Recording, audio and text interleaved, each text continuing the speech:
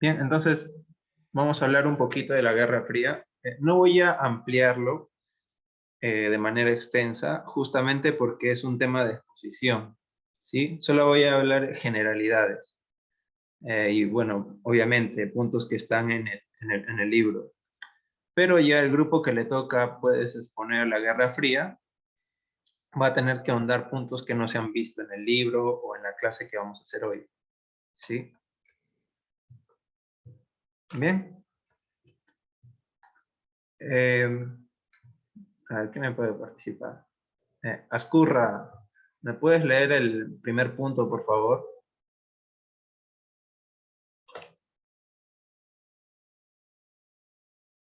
Ok, profesor, la economía estadounidense va a quedar paralizada y con competencia de otros mercados extranjeros. Luego de haberse llevado a cabo los planes económicos de recuperación en Europa, Plan Marshall, y en Japón, Plan Doc. Muy bien, gracias, Azcurra. ¿Qué es lo que está pasando actualmente? En la clase pasada hemos visto los planes de recuperación económica, tanto para Europa, que ofreció Estados Unidos, ¿sí? Eh, bueno, estos planes de recuperación eran pues préstamos económicos para los distintos países de Europa, para que pudieran reconstruir sus países luego de la Segunda Guerra Mundial. Recuerden que toda la Segunda Guerra Mundial eh, los países de Europa eran considerados como potencia, ¿ya?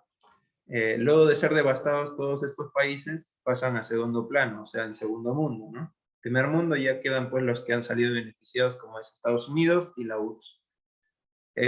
Bueno, Estados Unidos adopta el Plan Marshall, ofrece a Europa como una especie de salvavidas, ¿sí? Y en Japón, bueno, sus propios gobernantes aplican una especie de reforma económica que se va a denominar Plan Dodge, ¿sí? Este Plan Dodge va a ser el que impulse, de alguna u otra manera, a Japón eh, al primer mundo, o bueno, a uno de los grandes de tecnología. ¿Sí? Casas. Segundo punto, por favor.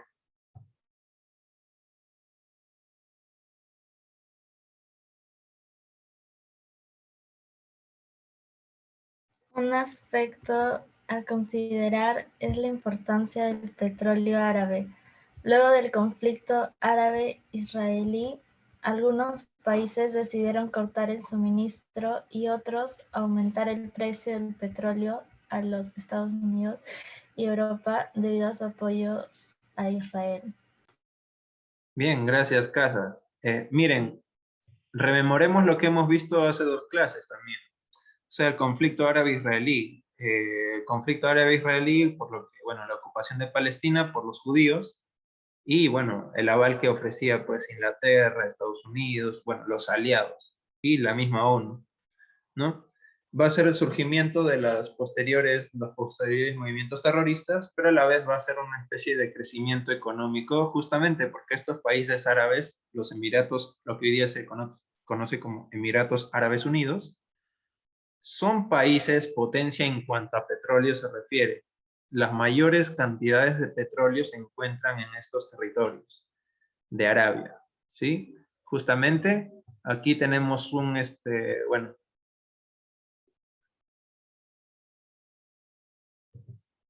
ahorita lo vamos a ver, ¿ya? Miren, ¿cómo se llama? Lo que tenemos aquí son caricaturas de un jeque árabe justamente por la gorrilla que tiene. Nos dice Arabia Saudita y ¿qué es lo que está haciendo? Está controlando los precios del petróleo.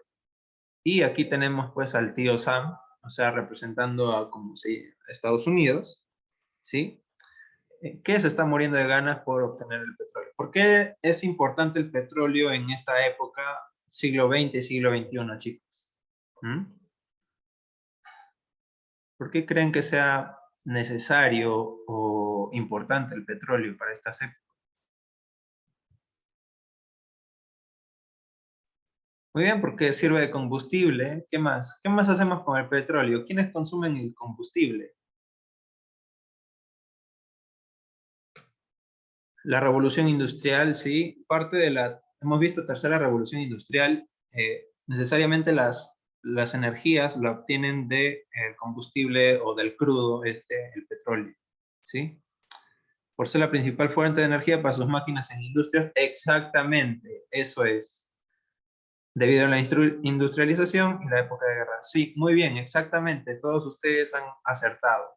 Sí, o sea, vean cómo va evolucionando la humanidad. O sea, van dejando formas de trabajo para implementar otras y requieren también otro tipo de energías. O bueno, combustibles, ¿no? Entonces, eso es lo que va a determinar en algunos casos el desarrollo de la humanidad. Y en otros aspectos, el desarrollo de otros países como lo es Arabia Saudita. Recuerden que Arabia Saudita era pues eran países pues monárquicos, bueno, algunos siguen siendo monárquicos, ¿sí? Dominados por jeques árabes también, pero van a tener un empuje alto justamente por esto, los precios del petróleo, ¿sí? Eso es su principal arma económica en Europa y en todo el mundo, ¿sí? Aquí otro, bueno, ¿qué es lo que está haciendo el jeque árabe? Justamente, le quiere vender, él es el que domina los precios, ¿no? Del petróleo, a los inversionistas, si se puede decir. Bien, eso es lo que está pasando para nuestras épocas. El precio del petróleo, ¿quiénes más utilizan el petróleo como combustible? Los mismos carros. América, tercer mundo, es uno de los principales consumidores de petróleo, ya que utiliza carros o automóviles viejos, ¿sí? O sea, necesariamente América va a depender de algunos sectores, bueno, países que exportan petróleo. Bueno, puede ser los Árabes Unidos, los Emiratos Árabes Unidos, Venezuela también, que es un país que abunda este material, ¿sí? Y todo ello. Nosotros no tenemos mucho petróleo que exportar, sino más bien materias primas, materias, se pueden metales preciosos, cobre, bronce, todo eso. Ahora bien, ¿qué es lo que pasa? ¿Qué es lo que pueden decirme ustedes? ¿Por qué he puesto estas imágenes aquí?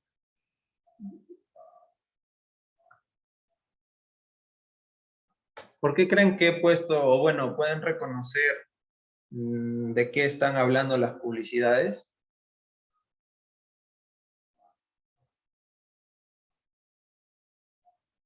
Vamos, chique. ¿Era una marca de auto? Ya es una marca de autos, promoción de autos, aparición en la industria automotriz. Bueno, sí, ya. Miren, venta de los Volkswagen. Volkswagen es una marca alemana. Y algo tiene sus orígenes, bueno, su origen es pues, del origen nazi, ¿ya? Volkswagen es una marca nazi para ese entonces, ¿ya? Justamente era una especie de automóvil de guerra, ¿sí? De transporte. Pero bueno, son conocidos como los populares escarabajos, ¿no? Escarabajos, ¿cómo más le dicen? No me acuerdo cómo se llama. Escarabajos, bueno. Sapitos, ¿no? Sapitos, así es. Bueno, sí, esta marca Volkswagen, ¿por qué es importante y por qué en Alemania? ¿Qué es lo que hemos visto anteriormente, chicos? ¿Qué es lo que produjo el Plan Marshall? Justamente, aparición, recuperación de la economía, industrialización, desarrollo económico, y uno de los desarrollos económicos principales que va a fortalecer a Alemania, que es una de las más beneficiadas, es la venta automovilística, los Volkswagen, ¿ya? Me parece que un grupo le toca exponer sobre la automovilística en el siglo XX, no sé, industria automotriz y todo eso. Bueno, algo pueden hablar sobre la Volkswagen y todo, ¿ya? Mira, es una publicidad antigua, chilena, ¿sí? O sea, prácticamente esto era pues un carro del año para esas épocas, ¿sí?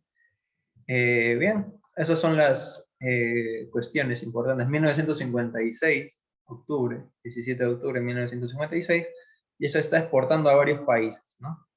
Volkswagen en Estados Unidos, Roma, China, Estados Unidos, Roma.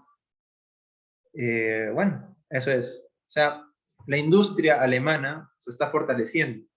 Vean que Alemania, luego de la Primera Guerra Mundial, la Segunda Guerra Mundial, es la mayor afectada, ¿sí? Incluso tienen pues una división, ¿no?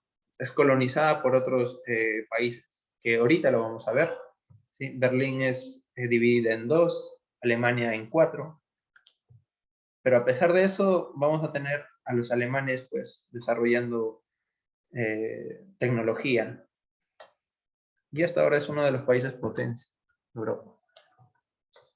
Una cuestión importante para el tema del fin de la Guerra Fría es la doctrina Reagan, ¿ya?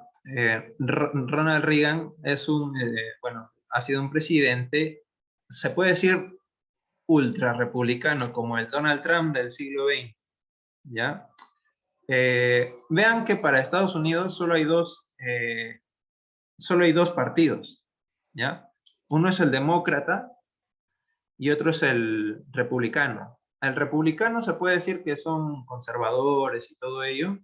El demócrata es un poco más liberal y todo eso, ¿no? Ambos son en lo económico liberales. Hay una cuestión de bueno, aspectos de la sociedad, en este caso económica, son liberales. En el aspecto cultural, pues algunos son conservadores, como los republicanos, y liberales con los, bueno, demócratas, ¿no? Obama ha sido demócrata, ¿quién más? Biden creo que es demócrata, Trump ha sido republicano, y bueno, Reagan es republicano. Lo importante de Reagan, ¿qué es? Bueno, aquí hay la portada de la revista Time, 1953. ¿Qué es lo que pasa? ¿Por qué lo representan así a Reagan? O sea, con batallas y todo eso, ¿no? Traverso, ¿puedes leer el primer punto, por favor? Sí, profe. La doctrina Reagan. El gobierno de Ronald Reagan se caracterizó por reactivar la carrera armamentista y bélica hacia la URSS, como respuesta a los avances tecnológicos soviéticos. Muy bien, gracias, Traverso. Miren, nosotros creo que hemos visto a ciertos rasgos la Revolución Cubana, ¿verdad? La Revolución Cubana, ¿qué es lo que pasó? ¿Qué es lo que desató la polémica? La crisis de los misiles. O sea, Cuba era como una especie de campamento, satélite, bueno, que iba a servir a la URSS para, pues, espiar ciertas áreas de Estados Unidos, al igual que Estados Unidos lo hizo con Corea, ¿sí? Entonces, la cuestión de los misiles era un tema polémico justamente porque era un hilo pendiente que iba pues determinar si se iniciaba una tercera guerra mundial o no. Entonces, Ronald Reagan es un personaje muy polémico justamente por reavivar las antiguas polémicas, ¿ya? O sea, prácticamente se estaba haciendo pues una especie de diálogo entre estas dos potencias, la URSS y Estados Unidos, para llegar a un acuerdo. Sin embargo, hay pues personajes declarados enemigos del comunismo y personajes soviéticos enemigos del capitalismo, pero brutales, ¿sí? A ver, ¿quién más? ¿Quién más? Vigo, por favor, el punto 2. En este gobierno también se reforzaron los servicios de inteligencia como el FBI, Buró Federal de Investigaciones, y la CIA, Agencia Central de Inteligencia. Muy bien, creo que esto por películas y todo eso deben saber de qué se trata, ¿no? Los servicios de inteligencia. Servicios de inteligencia justamente de espionaje. No solo Estados Unidos lo tenía, sino también la URSS. También les dice en su libro, ¿sí? La KGB. Bueno, eso es lo que va a pasar, ¿ya? Los servicios de inteligencia a favor de, bueno, de la patria, si se puede decir. Ajá, Super Agente 86 es, bueno, aquí miren, en el documento 18 de su página 49 les muestro un poquito de la escena de Super Agente 86. ¿Sí? Eso es un poquito, ¿ya? O sea, las películas vean que también se prestan para, ¿cómo se puede decirles? Mostrar la realidad, ¿sí? De una manera creativa, ficticia, todo eso. Las películas, bueno, la industria cinematográfica también en el siglo XX ha sido de mucha ayuda para la historia. Bien. Ahora sí, pasamos al...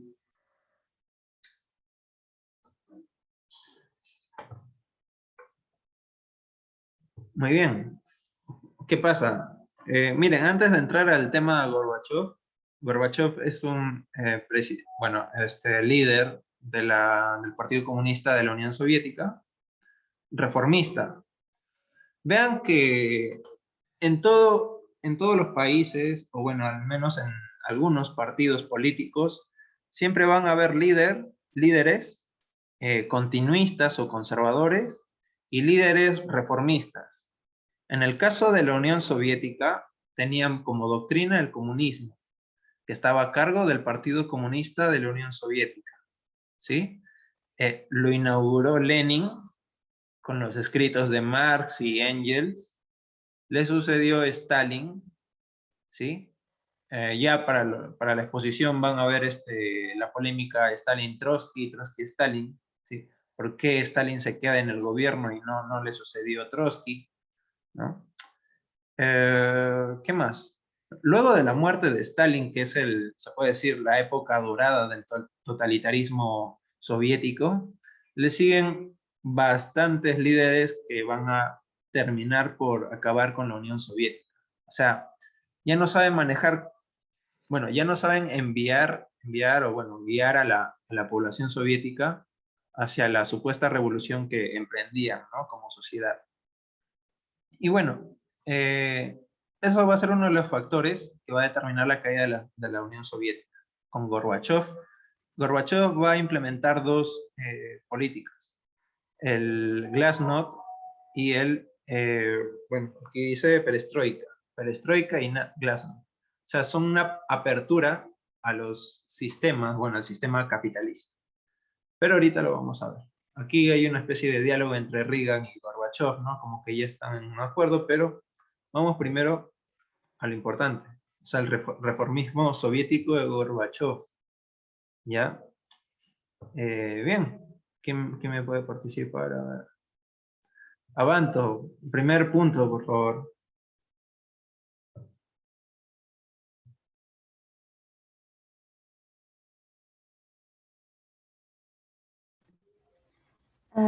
La URSS había perdido la carrera tecnológica frente a Estados Unidos y se había endeudado con la carrera armamentista. Esto provocó una grave crisis y estancamiento económico. O sea, no todo ha sido flor de rosas con la carrera tecnológica, la carrera política que estaban viviendo la URSS y Estados Unidos. Ciertamente, algunas cuestiones, bueno, económicas van a primar sobre otras. En el caso de la URSS, si bien es cierto, avanzó, se endeudó por eso, ¿sí? Se endeudó, no supo administrar bien las cuestiones económicas, alimenticias, poblacionales de su misma nación. ¿Y qué es lo que tenemos? La caída en el aspecto económico y tecnológico de la URSS. Cosa que no pasaba en Estados Unidos. Estados Unidos, si bien es cierto, tenía crisis, algunas crisis leves, pero bueno, por su libertad, su doctrina liberalista, podían recuperarse de algún otro modo. ¿Ya? A ver. ¿Qué más? Chávez Povis, el segundo punto, por favor. Por el lado político, los seguidores neostalinistas conservadores desapareció. En 1985, el Partido Comunista de la Unión Soviética será liderado por el reformador Mikhail Gorbachev. Sí, exactamente. O sea, miren, al igual que en Estados Unidos tenemos conservadores y liberales, en la Unión Soviética igual tenemos conservadores y liberales, pero en cuanto a su doctrina política. Conservadores se les decía a aquellos personajes en la URSS quienes conservaban la doctrina stalinista totalitaria o bueno, continuismo estalinista, ¿sí? Aplicado a la Unión Soviética. Pero por otra parte había reformadores, que puede ser el ala liberal de la Unión Soviética, bueno, del Partido Comunista, y uno de esos personajes importantes va a ser Gorbachov, que va a ser elegido como nuevo líder de la Unión Soviética. Aquí está, una foto de él. Bueno, fuente primaria, periodística. Él es importante justamente porque debido a las consecuencias, graves consecuencias político-económicas, la URSS se ve endeudada justamente por sus reformas, por todas las cuestiones que habían implementado. Si bien es cierto, desarrollaron tecnología, esta tecnología, bueno, los endeudó, la población se moría de hambre, había un estatismo pero brutal, y bueno, dos reformas importantes va a ser la conocida perestroika y glasnost, ¿ya? Perestroika como reestructuración y glasnost como transparencia. Perestroika, a ver, Salazar, por favor, primer punto. Como reestructuración económica se abrió las puertas al libre mercado y la empresa privada de manera gradual. Miren, perestroika en el lado político y económico, ¿ya? O sea, ya no hay prácticamente estatismo. O sea, ya no, el Estado ya no va a entrometerse en las cuestiones, pues, económicas.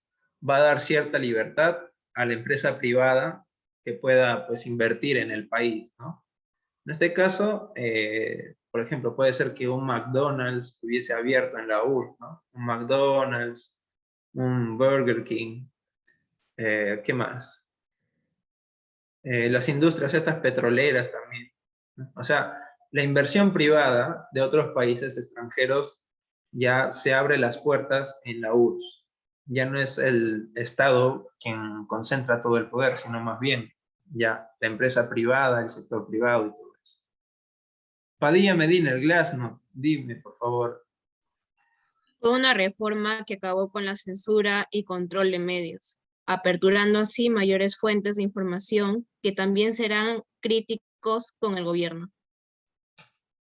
O sea, prácticamente Glasnost era una reforma de transparencia, o sea, no va a haber secretos en el gobierno soviético. O sea, ya no, el Estado ya no va a controlar los medios. O sea, si un medio decía, por ejemplo, que por ejemplo, Stalin estaba robando millonadas de rublos, bueno, pues le caía su multa o le caía su asesinato a ese productor, a ese director del canal, ¿no? Eso es lo que había, o sea, la censura periodística o la censura, pues, informativa. O sea, se va a aperturar ya las empresas privadas de, ¿cómo se llama? Medios de comunicación. Lo que estamos viviendo hoy en día. Fíjense que hay dos extremos en la que el poder de los medios obtienen el control para persuadir a la gente y la censura total del Estado y el control total del Estado por los medios de comunicación. O sea, por una parte estamos bueno, en donde el Estado te dice qué hacer, y por otra parte tenemos a los medios de comunicación que también te dicen qué hacer, pero solapadamente, ¿no? Lo que estamos viviendo en el Perú es lo segundo. O sea, los medios de comunicación te tapan algunas cosas. Es por eso que hay rivalidad entre canales de televisión. Verán que ya en periódicos, en canales de televisión, en radios, se disputan mucho, ¿no? Por ejemplo, el canal Willax es un canal confrontacional, no tanto como el canal N, canal 4 o canal ATV, ¿verdad? Tienen confrontaciones, ¿sí? Eso es lo que va a pasar. El canal que nadie ve. Bueno, pues ahí tiene su sector que lo ve, si no se darían a la baja, ¿sí? Pero bueno, son oposiciones entre poderes. Verán que los medios de comunicación, sí, miren, esta cuestión de los medios de comunicación y sus intereses juega mucho con el Estado, ¿ya? Por ejemplo, con Vizcarra se ha hecho mucho esto, ¿ya?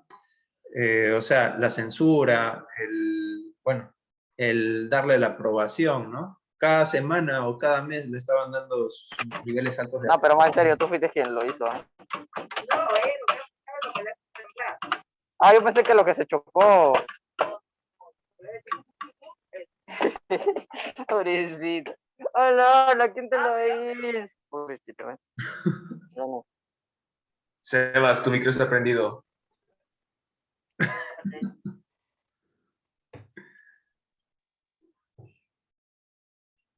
Ya, muy bien.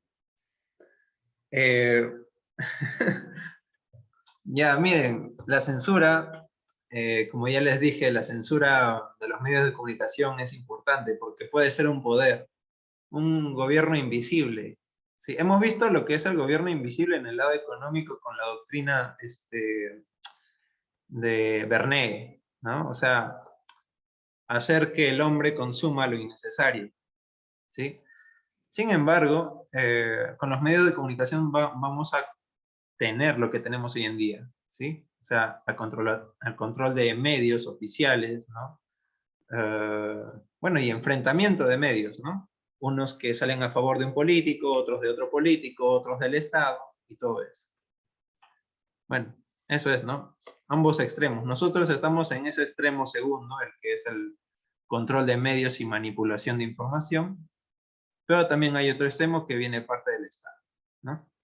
Glasnost es ya una especie de libertad a la censura política o informática. Y veamos que aquí hay una propaganda, o sea que ya se están amistando la Unión Soviética, la Unión Europea y Estados Unidos. Caída del muro de Berlín. Miren, no sé si nos va a alcanzar tiempo. Avanto, ¿me puedes leer el primer párrafo, por favor? Sí. En 1961 se empieza con la construcción del muro de Berlín, separando dos regímenes, el comunista en Oriente y el capitalista en Occidente. Muy bien. El comunista representado por la Unión Soviética, el capitalista representado por Francia, Inglaterra y Estados Unidos, ¿sí? Alemania queda dividida en 4 luego de la Segunda Guerra Mundial y Berlín en 2, ¿sí? Bloque comunista y bloque capitalista. Recabarren, punto 2, por favor. Las condiciones de vida eran diferentes en cada bloque. Mientras el territorio ocupado por los países del régimen capitalista, Estados Unidos, Inglaterra y Francia, prosperaba económicamente y poseía libertad de derechos. En el territorio de Berlín soviético se regía por un mayor control de la población como régimen totalitario. Muy bien. Sí, efectivamente, o sea, las cuestiones de vida, las situaciones de vida eran propiamente de los que estaban colonizando ahí, ¿no? Si en Estados Unidos se daba una especie de libertad política, económica y social, bueno, Berlín de Occidente va a tener todas estas características, todas estas formas de vida. Si la URSS se mantenía en una especie de control total del Estado, bueno, también Berlín soviético va a tener un control total del Estado, un gobierno totalitario. Bien, a ver. ¿Qué más? García, punto 3, por favor. En los 90, las fuerzas soviéticas abandonan la custodia del muro. Posterior a esto, los berlinenses de ambos lados procedieron a destruir el muro. Miren, 1990 prácticamente con la caída de la URSS. O sea, ya cuando la URSS está en pleno decaimiento, el régimen ya pasa de ser la Unión Soviética a ser Rusia formal, ¿no? Las fuerzas soviéticas abandonan todo el perímetro que corresponde al muro de Berlín. Esta es una fotografía de la época, que es la construcción del muro de Berlín, separando pues Oriente y Occidente. Y bueno, y aquí está una fotografía importante de la época, donde ya se derrumba el muro de Berlín. No sé yo si hasta ahora sigue algunos fragmentos del muro de Berlín en la actual Berlín, porque no conozco, no me he informado. Y si hubiese, lo quisiera visitar también. Sería muy, muy genial. Bueno, aquí ya hay otras imágenes a color. Recuerden, en 1920 ya hay fotografía a color. Todo eso sí que no se les haga raro. ¿Sí? Bueno, es como un signo de libertad. Y aquí ya tienen sus divisiones, ¿no? O sea, del muro de Berlín. Cómo va fragmentando Oriente y Occidente. Capitalismo y comunismo. ¿Sí? Bien, muy bien. Acabamos con